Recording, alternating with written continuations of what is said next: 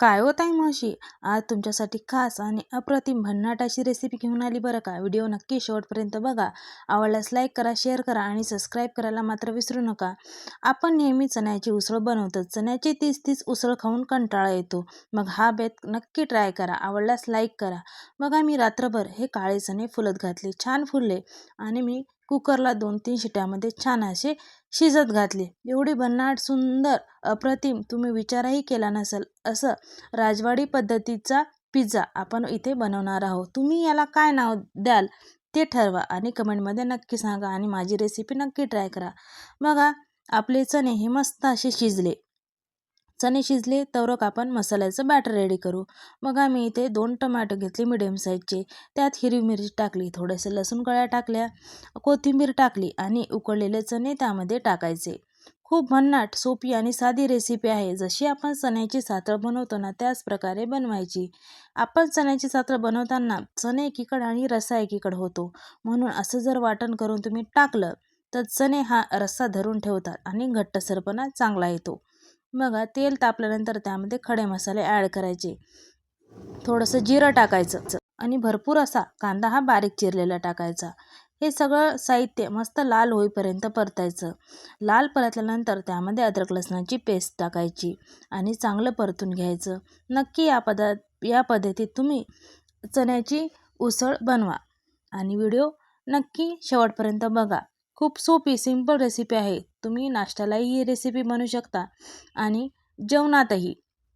अद्रक लसणाची पेस्ट लाल झाल्यानंतर त्यामध्ये आपण केलेलं वाटण टाकायचं. त्यालाही छान लाल होईपर्यंत परतायचं. बघा, किती सुंदर कडेकडेने तेल सुटते. तेल छान सुटल्यानंतर मी जे मसाले वापरले आहे ते मी पाण्यात ॲड करून मसाले वापरायचे. त्याने चव ही वेगळी येते. त्यात लाल तिखट, गोडा मसाला, कांदा लसूण मसाला, हळद, जिरे पावडर, धने पावडर एवढ्या मसाल्याचा वापर केला. चवीपुरतं मीठ टाकलं आणि चांगलं मस्त हलवून घ्यायचं. खूप सोप्या पद्धतीत ही चण्याची सातळ बनवलेली आहे. अशा पद्धतीत बनवा आणि तुम्ही खा आणि मुलांनाही खाऊ घाला. एकदा जर तुम्ही या प्रकारे ही जर रेसिपी मी दाखवलेली बनवली तर नक्की तुम्हाला आवडेल आणि तुम्ही बोटं चाटतच राहाल. खूप सोपी आणि भारी आणि जबरदस्त रेसिपी आहे. बघा, जे आपण पाण्यामध्ये मुरत घातलेले मसाले सांगितले ना ते ॲड करायचे. त्यालाही छान कडेकडेने तेल सुटेपर्यंत परतायचं. एवढं सोपं, साधं आणि दिसायलाही हॉटेलसारखं. बघा, छान तेल सुटलं, आपण मीठ मसाल्यातच ॲड केलं आणि उकळलेले चणे त्यामध्ये ॲड करायचे. थोडंसं पाणी ॲड करायचं, कोथिंबीर ॲड करायची आणि मस्त 2-3 मिनटं कमी आचवर शिजू द्यायचं. मस्त असा आता पाणी दिसत असलं तरी शिजल्यानंतर मस्त घट्टसरपणा त्याला येतो. चणे वेगळे आणि रस्सा वेगळा असा दिसत नाही.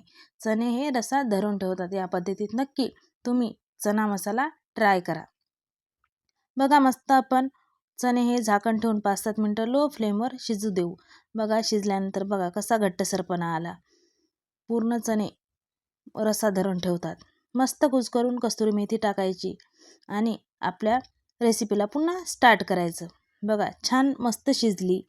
याच रेसिपीचा वापर करून मस्त सोप्या पद्धतीत आपण राजवाडी पिझ्झा बनवणार आहोत. हा पिझ्झा तुम्ही लहान मुलांना दिला तर ते नेहमी करा असं म्हणतील.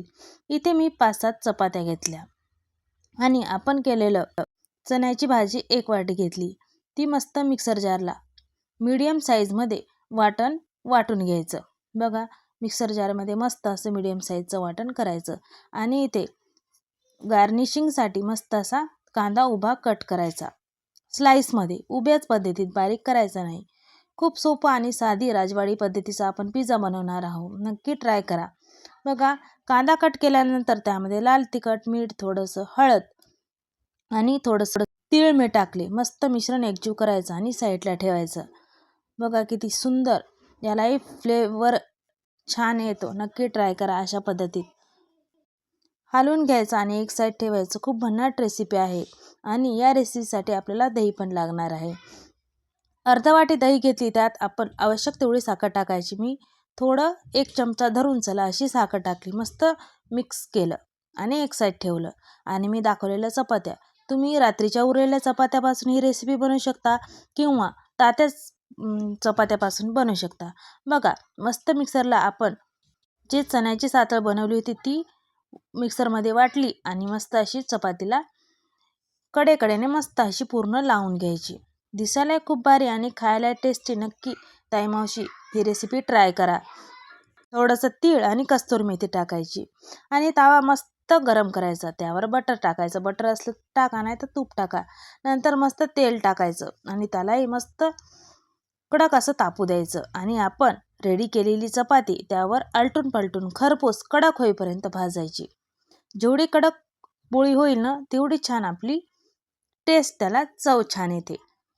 बघा, छान खरपूस आलटून पालटून अशी चपाती आपली भाजून घ्यायची. हा राजवाडी पद्धतीचा पिझ्झा आहे. आवडला का? नक्की ट्राय करा. खूप छान अप्रतिम दिसत आहे. बघा, या पद्धतीशी लाल लाल होईपर्यंत खरपूस भाजायची. नंतर काढायची आणि त्यावर आपण फेटलेलं मस्त दही असं लावायचं. बघा, खूप छान आंबट गोड आणि खमंग अशी चव येते. मस्त असं दही मध्ये गोल असं लावून घ्यायचं आणि आपण जे कांद्याचं मिश्रण रेडी केलं होतं ते वरून असं लावायचं. खूप छान फ्लेवर, टेस्ट आणि दिसायलाही सुंदर असा पिझ्झा दिसतो. तुम्ही हा पिझ्झा मुलांच्या टिफिनसाठी दिला तरी चालते आणि सकाळी नाश्त्याला केला तरी चालते.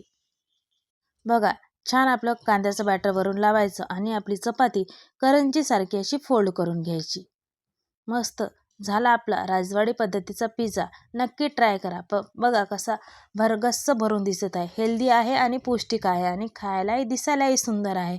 मग तुम्ही कधी ट्राय करा आणि नक्की मला कमेंटमध्ये सांगा तुमचा राजवाडी पिझ्झा हा कसा झाला होता. माझ्या मुलांनी आणि आहोंनी तर खूप आवडीनं खाल्ला. तुमच्याही मुलं खातील. नक्की ट्राय करा. आवडल्यास लाईक करा, शेअर करा आणि सबस्क्राईब करायला विसरू नका. बघा, किती सुंदर राजवाडी पद्धतीचा पिझ्झा मी इथे रेडी केला.